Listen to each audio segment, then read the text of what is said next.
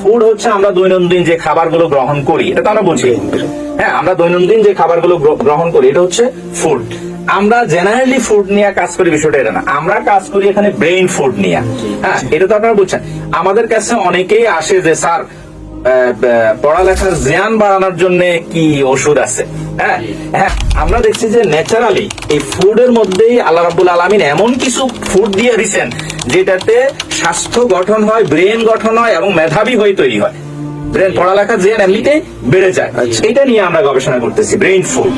কোরআনের আয়াত হচ্ছে যে হালাল এবং তৈয়ব খাবারের কথা বলা হয়েছে।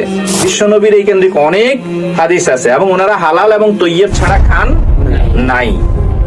আজকে আমি যে খাবারটা খাচ্ছি বিসমিল্লাহ বলে, এটা কি আসলে হালাল? তৈয়ব, তৈয়বের বিপরীত শব্দ কি?